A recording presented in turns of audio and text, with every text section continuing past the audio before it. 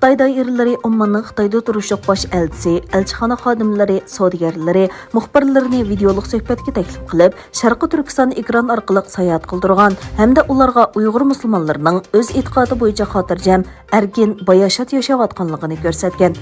Bu faoliyatda Uyg'ur avtonom rayonlik siyosiy kengashining muavin raisi Nurum Ismoilxon Uyg'ur rayonining taraqqiyotini tunishtirgan.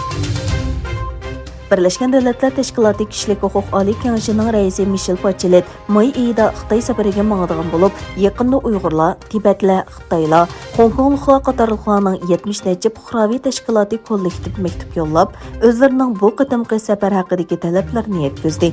Bu ochiq maktubda bu qatimqi safar va tekshirishning rasmiyatchilik bo'lib qolmasligiga kepillik qilish qatorliqlarni talab qilgan. Xitoyning poytaxti Beijingda yaqinqi 24 soat ichida bayqalgan 22 yangi yerlik manbalik Xitoy virusi yuqumlanuvchisi butunlay karantina qilish ehtimolligiga bo'lgan andisha qo'zg'adi. Beijing kasalliklarning oldin olish va kontrol qilish markazining muavin mudiri Pang Xinhu bayonotida yerlik manbalik yuqumlanuvchilarning bir hafta ichida ko'rinarli tarqalganligini aytdi.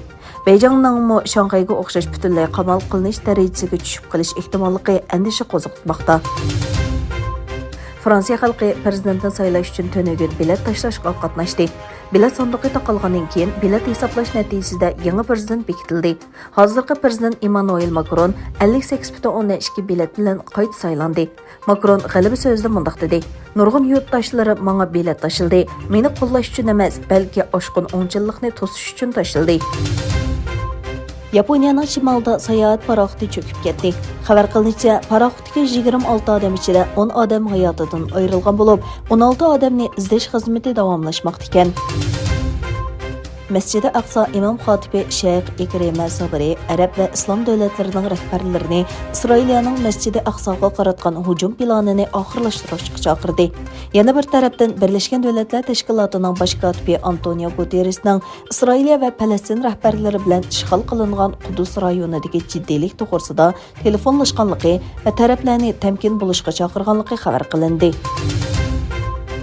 2 ayning 24 kuni Rossiya Ukrainaga qarshi urush boshlagandan buyon tunji qatim Amerikaning 2 yuqori darajalik vakili, tashqi ishlar ministri Antony Blinken va davlat mudofaa ministri Lloyd Austin Kiyevga qarab yo'lga chiqdi.